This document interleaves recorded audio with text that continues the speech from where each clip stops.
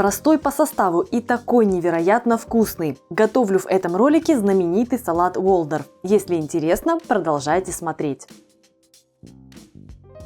Привет, мои дорогие друзья! Мы с вами давно уже не виделись, я соскучилась. Напишите в комментариях, если вы тоже скучали. Роликов на моем канале не было уже больше месяцев. И у меня такое ощущение, что я ролики вообще разучилась записывать и записывать себя. Если с вами мы еще не знакомы, меня зовут Галина Артеменко, и в этом ролике я вам предлагаю рецепт очень простой, так сказать, разминочный, после моих таких вот затяжных каникул. Будем готовить классический салат Уолдорф или вальдорфский салат. В чем очень классная штука именно этого салата? Он очень простой в приготовлении, простой по набору ингредиентов, но при этом он подходит как для праздничного стола, он здорово расширяет вкусовое разнообразие всех блюд, которые есть, он раззадоривает аппетит, потому что в нем сочетаются кислые, сладкие вкусы, солененькие. И он вот как раз работает как очень классный такой вот разгончик для нашего аппетита. Для будних дней этот рецепт тоже подходит просто отличнейший, опять-таки благодаря объемному вкусу и благодаря простоте приготовления. Точный список ингредиентов я оставила в описании под роликом, но набор ингредиентов очень простой. Это черешковый сельдерей, кисло-сладкое яблоко, майонез, у меня домашний, ссылка на рецепт будет в описании, горсть грецких орехов и лимонный сок. Это классический состав. Салат этот считается классикой американской кухни, изобретен или придуман он был впервые в знаменитом отеле Уолдорф, именно поэтому он так и называется. И есть определенная классическая версия, а также есть разнообразные вариации, которыми этот салат оброс со времени его появления, потому что уже прошло довольно много лет.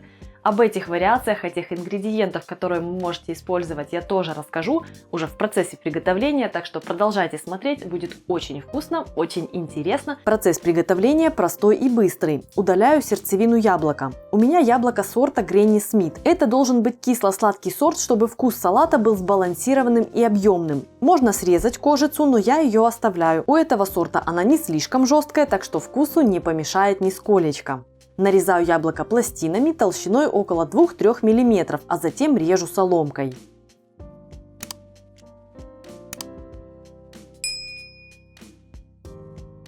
Отправляю яблоки в миску для смешивания и сбрызгиваю столовой ложкой лимонного сока. Он не даст яблокам окислиться и потемнеть. Перемешиваю. Режу черешковый сельдерей диагональными полосками. Можно нарезать его соломкой, но мне такая форма нравится больше. Если нет в доступе черешкового сельдерея, вполне можно использовать и корень. Это будет уже не классический вариант, плюс текстура салата будет менее хрусткой, но это тоже рабочий и вкусный вариант. Сельдерей отправляю к яблокам и перемешиваю. В неклассической версии также может присутствовать виноград, он добавляет еще больше сладости и сочности. А также я встречала вариации с фенхелем.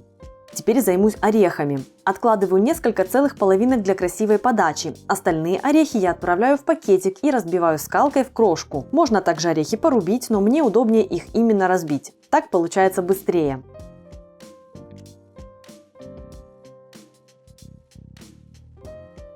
Готовлю соус для заправки. Смешиваю майонез с солью и столовой ложкой лимонного сока. Соус так станет более жидким и более кислым. Так как в яблоках есть сладость, вкус будет сбалансированным. Перемешиваю соус до однородности. В неклассической версии вальдорфский салат иногда заправляют йогуртом.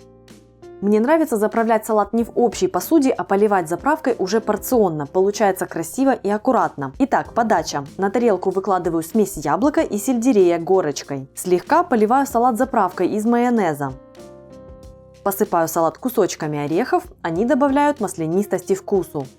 Моя вариация не 100% классика. Мне очень нравится добавлять в вальдорфский салат синий изюм. Он добавляет сладости, насыщенности, плюс у него свой яркий вкус. Также можно добавить сушеную клюкву или зерна граната. Будет тоже очень вкусно. Посыпаю порцию салата несколькими изюминками и украшаю целой половинкой ореха. Готово!